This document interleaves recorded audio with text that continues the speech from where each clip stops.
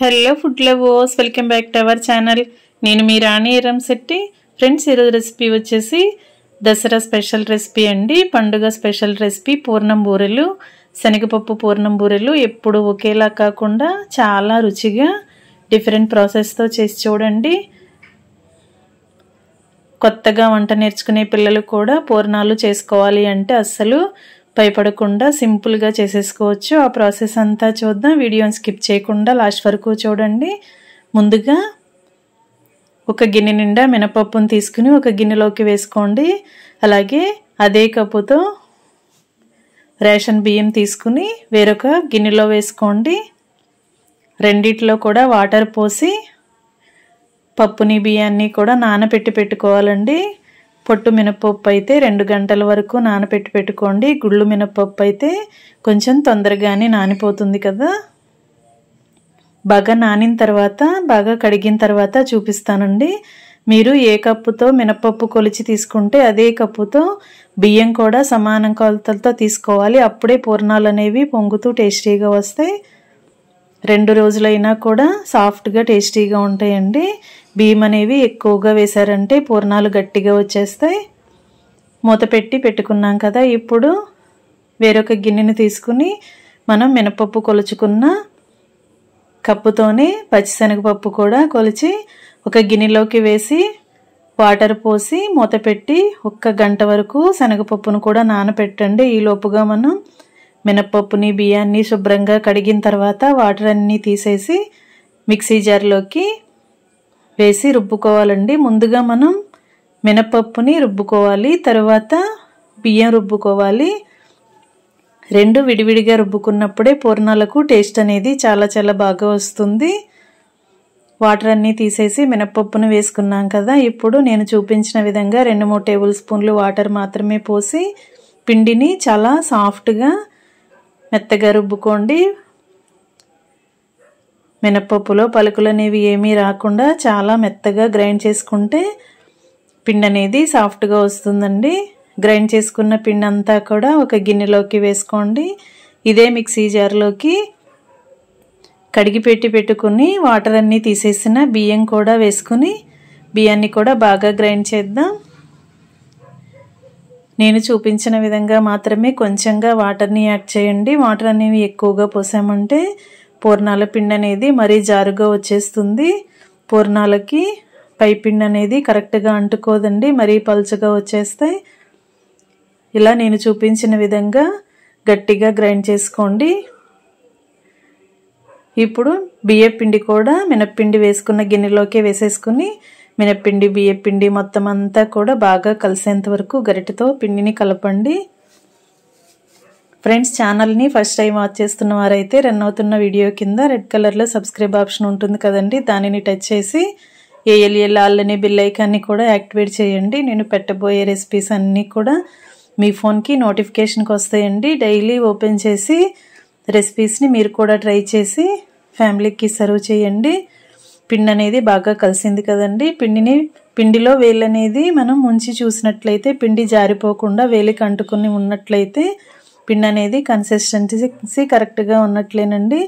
ఈ గిన్నెకు మూత పెట్టి 1 గంట పాటు నానబెట్టి పెట్టుకోండి. రుబ్బుకున్న పిండి గంట వరకు నానినట్లయితే పూర్ణాలు చాలా సాఫ్ట్గా టేస్టీగా వస్తాయి.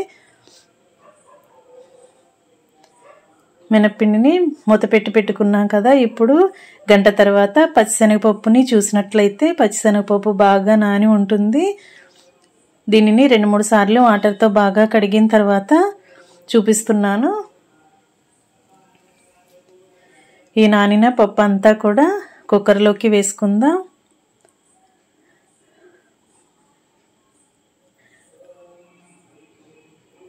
ఇలా పప్పులన్నీ కూడా కుక్కర్లో వేసుకున్నాం కదండి. మనం ఏ కప్పుతో అయితే పప్పు కొలిచి తీసుకున్నామో అదే కప్పుతో 1 కప్పు పప్పు తీసుకుంటే 1.5 కప్పు వరకు వాటర్ తీసుకుని పోయండి. అప్పుడు వాటర్ అనేవి వేస్ట్ అవ్వకుండా ఉడికిన తర్వాత కూడా వాటర్ తీసేయాల్సిన పని లేకుండా కరెక్ట్గా ఉడికి ఉంటుంది. దీనికి మూత పెట్టి కుక్కర్ని స్టవ్ పై పెట్టుకుని 4 నుండి 5 విజిల్స్ వచ్చేంత వరకు ఉడికిస్తే వాటర్ అనేవి కరెక్ట్గా సరిపోతాయి. అంతేకాకుండా పప్పు కూడా బాగా ఉడికి ఉంటుంది.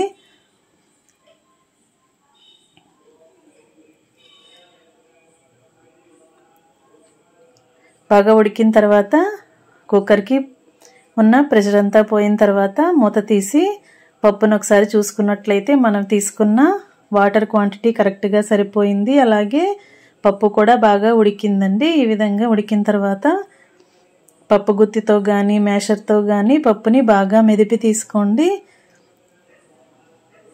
ఇలా మెదపటం కష్టంగా అనిపిస్తే మిక్సీ జార్లోకి వేసుకునైనా పల్సిస్తూ గ్రైండ్ చేసుకోవచ్చు. అప్పుడు పప్పు మరీ పేస్ట్ లాగా ముద్దలాగా కాకుండా పలుకులు పలుకులుగా వస్తుంది. ఈ విధంగా మ్యాష్ చేసుకోండి. మనం పాకం పట్టక ముందే పప్పుని ఇలా మెదుపుకుని తీసుకున్నట్లయితే పాకం అనేది త్వరగా వస్తుంది. అంతేకాకుండా పాకం పట్టిన తర్వాత మనం మ్యాష్ చేసుకోవడానికి కష్టం అనిపిస్తుందండి. పప్పు అంతా కూడా బిరుసుగా అయిపోతుంది. బెల్లంలో వేయక ముందే మనం పప్పుని బాగా మెదిపి తీసుకోవాలి.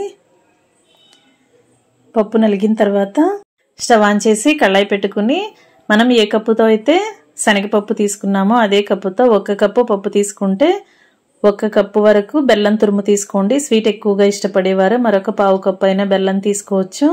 1/4 కప్పు వరకు కూడా తీసుకోవచ్చండి. స్వీట్ తక్కువగా తినేవారైతే 1 కప్పు పప్పుకి 1 కప్పు బెల్లం కరెక్ట్గా సరిపోతుంది.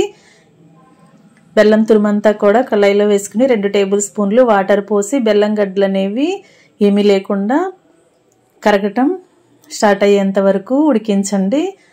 మరీ ఎక్కువగా పాకం రావాల్సిన పని లేదండి. బెల్లం గడ్డలు కరగటం స్టార్ట్ అవుతుంటే మనం ఈలోపుగా గ్రైండ్ చేసి పెట్టుకున్న మెదుపుకుని పెట్టుకున్న పప్పు అంతా కూడా ఇలా బెల్లం పాకంలో వేసేసుకుని పప్పు అంతా కూడా పాకాన్ని పీల్చుకునేలా బాగా కలుపుకుంటూ ఉడికించాలండి. ఫ్లేమ్ని మీడియంలో పెట్టుకుని ఎప్పటికప్పుడు గరిటెతో కలుపుకుంటూ ఉడికించండి. లేదంటే అడుగున అంతా అంటుకుపోతూ ఉంటుంది. గరిటెతో ఎప్పటికప్పుడు కలుపుకుంటూ ఉడికించాలి. పాకం అంతా కూడా శనగపప్పు ముద్దలో కలిసిపోయింది కదండి. ఈ విధంగా బాగా కలిసిన తర్వాత 1/2 టీ స్పూన్ వరకు యాలకుల పొడి వేసుకుని 1 టీ స్పూన్ నెయ్యి వేసుకోండి. నెయ్యి అనేది మీకు నచ్చితే మరి కొంచెం ఎక్కువగా అయినా యాడ్ చేసుకోవచ్చు. శనగపప్పు పూర్ణాలకి నెయ్యి అనేది ఎక్కువగా ఉంటే టేస్టీగా ఉంటాయి. నెయ్యి యాలకుల పొడి మొత్తం అంతా కూడా శనగపప్పులో బాగా కలిసేంత వరకు కలపండి. ఫ్లేమ్ని బాగా తగ్గించి కలుపుకుంటూ ఉడికించండి. లేదంటే అడుగున అంటుకుపోతూ ఉంటుంది. ఈ విధంగా బాగా ఉడికింది కదా, ఇంకా పాకం అనేది ఏమీ లేకుండా ముద్దలాగా దగ్గరగా వచ్చేసింది కదా. ఈ విధంగా ఉడికిన తర్వాత స్టవ్ ఆఫ్ చేసుకుని మరొక నిమిషం పాటు గరిటెతో బాగా కలపండి. స్టవ్ ఆఫ్ చేసిన తర్వాత కళాయిని అలాగే వదిలేస్తే కళాయి వేడికి మరి కొంచెం అంటుకుపోతూ మాడిపోతూ ఉంటుంది. పూర్ణాలకి టేస్ట్ అనేది అంత బాగోదు. అందుకే మనం స్టవ్ ఆఫ్ చేసిన తర్వాత కూడా 1 నిమిషం పాటు గరిటెతో స్వీట్ని బాగా కలుపుకుంటూ దగ్గరగా వచ్చేంత వరకు ఉడికించాలి, కలపాలి. కొంచెంగా మనం శనగపప్పు ముద్దని తీసుకుని చూసినట్లయితే ఉండలాగా కరెక్ట్గా వచ్చింది అంటే మనకి కరెక్ట్గా ఉడికినట్లేనండి. ఇంకా కళాయికి మూత పెట్టి 2 నిమిషాలు పక్కన పెట్టండి. బాగా చల్లారుతుంది. బాగా చల్లారిన తర్వాత చూద్దాం.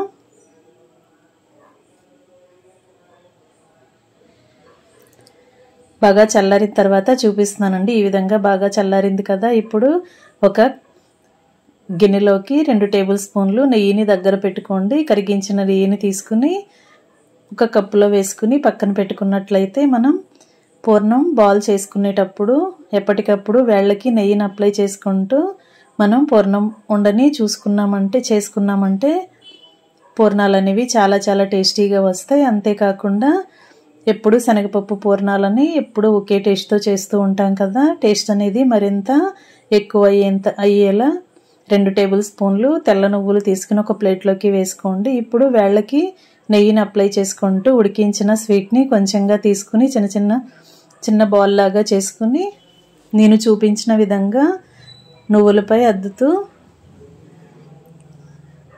ఇలా చేసుకున్నారంటే పూర్ణాలు అనేవి మనం తింటున్నప్పుడు నువ్వుల టేస్ట్ అనేది బాగా తెలుస్తూ ఉంటుంది, మరింత రుచిగా ఉంటాయి. ఇదే విధంగా ప్రతి పూర్ణం ఉండని కూడా నువ్వుల్లో డిప్ చేస్తూ అలా చేసి అన్నీ కూడా ఒకేసారి ఒక ప్లేట్లోకి పెట్టుకోండి. పూర్ణాలకి కావాల్సిన పైపిండి అనేది రెడీ అయ్యింది. అలాగే పూర్ణం లోపలికి కావాల్సిన శనగపప్పు ముద్దలు అనేవి బాల్స్ అనేవి కూడా రెడీ అయ్యాయండి. ఇంకా కుకింగ్ స్టార్ట్ చేయటమే. ఫ్రెండ్స్, ఛానల్ని ఫస్ట్ టైం వాచ్ చేస్తున్నవారు సబ్స్క్రైబ్ చేసుకుని పక్కనే ఉన్న బెల్ బటన్ క్లిక్ చేయటం మాత్రం మర్చిపోకండి. నేను ఏ రోజు పోస్ట్ చేసిన రెసిపీ ఆ రోజు మీ ఫోన్కి నోటిఫికేషన్కి వస్తుందండి. ఓపెన్ చేసి చూడండి. నచ్చితే వీడియోకి లైక్ చేయండి. మీరు కూడా కుక్ చేసి ఫ్యామిలీకి సర్వ్ చేయండి. పూర్ణం బాల్స్ అనేవి చేసుకోవటం కంప్లీట్ అయిన తర్వాత ముందుగా రుబ్బి పెట్టుకున్న పిండిని ఒకసారి చూసి దానిలోకి టేస్ట్కి సరిపడా సాల్ట్ వేసుకుని చిటికెడు వంట సోడా కూడా వేసుకోండి. పిండిని మిక్సీలో రుబ్బాం కాబట్టి పూర్ణాలు అనేవి గట్టిగా రాకుండా కొంచెం పొంగుతూ రావాలి అంటే కొంచెంగా వంట సోడా యాడ్ చేసుకోండి. మీరు గ్రైండర్లో రుబ్బుకునేలా అయితే వంట సోడా అవసరం లేదండి. పూర్ణాలు అనేవి పొంగుతూనే వస్తాయి. సాల్ట్ వంట సోడా బాగా కలిసింది కదా. ఇప్పుడు స్టవ్ ఆన్ చేసి దోశ పెనం పెట్టుకోండి. దానిపైన ఇలా నేను చూపించిన విధంగా పొంగనాల పెనం పెట్టుకోండి. అప్పం పెనం ఉంటుంది కదండి, దానిని పెట్టుకుని స్టవ్ ఆన్ చేయండి. ఒక బౌల్ నిండా వాటర్ని తీసుకుని చేతిని వాటర్లో తడుపుకుంటూ పూర్ణాలు ప్రాసెస్ అనేది స్టార్ట్ చేయాలి. మనం చేసి పెట్టుకున్న పూర్ణం బాల్స్ని నువ్వులు ఉండని పిండిలో ఇలా మనకి కనిపించేలా వేసుకోవాలి. అప్పుడు పూర్ణాలు కుక్ చేసుకోవటం ఈజీ అవుతుందండి. ఇప్పుడు అప్పం ప్యాన్లో 1 టేబుల్ స్పూన్ ఆయిల్ని ఇలా అన్ని గుంతలకు కూడా వచ్చేంత వరకు ఇలా వేసుకోండి. మనం ఎప్పుడు డీప్ ఫ్రై పూర్ణాలని తింటూ ఉంటాం. ఒకసారి ఇలా పొంగనాల పెనంలో కూడా పూర్ణాలు చేసి చూడండి. చాలా చాలా రుచిగా ఉండటమే కాకుండా ఎన్ని తిన్నా కూడా హెవీ ఫుడ్ అనిపించకుండా చాలా ఈజీగా మనం ఎన్నైనా తినేయచ్చు. ఈ విధంగా మనం చేసుకున్నాం కదా. ఇప్పుడు చూపించిన విధంగా పూర్ణాన్ని ఇలా అప్పం ప్యాన్లో వేసుకోండి. ఒక్కొక్క పూర్ణాన్ని లోపల పూర్ణం అనేది బయటికి కనిపించకుండా మినప్పిండితో బాగా కవర్ చేస్తూ పొంగనాల పెనంలోకి తీసుకోవటమే. ఇదే విధంగా అన్నీ వేసుకున్న తర్వాత మూత పెట్టి లో ఫ్లేమ్లో ఉడికించండి. హై ఫ్లేమ్ పెట్టామంటే మొత్తం అన్నీ కూడా మాడిపోతాయండి. బాగా మంట తగ్గించి మనం డీప్ ఫ్రై చేసుకోవాలి. ఈ ఫ్రై చేసుకున్నట్లయితే అడుగున మాడిపోకుండా అన్నీ కూడా ఈవెన్గా ఫ్రై అవుతాయండి. ఈ విధంగా కొంచెం ఫ్రై అయిన తర్వాత వెనక వైపు కూడా టర్న్ చేసుకుని 2 వైపులా కరెక్ట్గా ఫ్రై అయిన తర్వాత పెనం నుండి తీసేసుకుందాం. ఇదే ప్రాసెస్తో ఎన్ని బ్యాచ్లు అయినా కూడా ఎన్ని పూర్ణాలు చేసుకోవాలి అన్నా కూడా ఇదే ప్రాసెస్తో వేసుకోవటమే. ఆయిల్ అనేది ప్రతిసారి వేయాల్సిన పని లేదండి. మనం ముందుగా వేసిన ఆయిలే సెకండ్ బ్యాచ్కి కూడా సరిపోయేలా ఉంటుంది. ఆయిల్ అనేది అస్సలు పీల్చుకోదు. మనం ఐరన్ పెనంలో వేస్తున్నాం కదా, ఆయిల్ అసలు ఎక్కువగా పీల్చుకోదండి.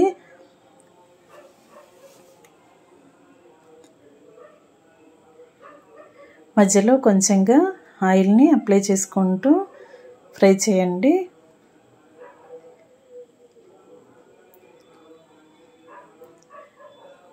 ఆయిల్ పీల్చుకున్న బూరెలు అయితే చిన్నపిల్లలు ఎక్కువగా ఇష్టపడరు కదండి. వారి కోసం ఇలా మీరు పొంగనాల పెనంలో బూరెలు అనేవి చేసి పెట్టండి. చాలా చాలా ఇష్టంగా తింటారు. ఇలా బాగా ఫ్రై అయిన తర్వాత ఒక ప్లేట్లోకి తీసుకోండి.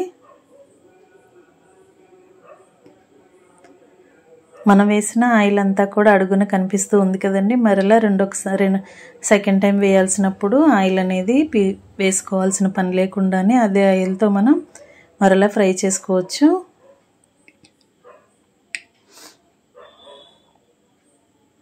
ఈ విధంగా మనం పూర్ణాలను వేయాల్సినప్పుడల్లా చేతిని వాటర్తో తడుపుకుంటూ పిండిని తీసుకున్నట్లయితే పిండి అనేది కరెక్ట్గా వస్తుందండి. మనకి వేళ్ళకి అంటుకుపోకుండా ఈజీగా మనం వేయగలుగుతాం. ఇదే విధంగా ఒకవైపున ఫ్రై అయిన తర్వాత వెనక వైపు కూడా టర్న్ చేసి మొత్తం అన్నీ ఈవెన్గా ఫ్రై అయిన తర్వాత వేడివేడి పూర్ణాలని అమ్మవారికి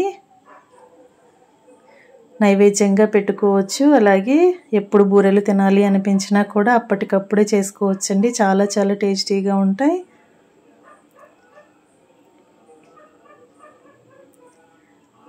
మూత పెట్టి బాగా లో ఫ్లేమ్లో ఉడికించాలి, లేదంటే మాడిపోతూ ఉన్నట్లు అనిపిస్తుందండి.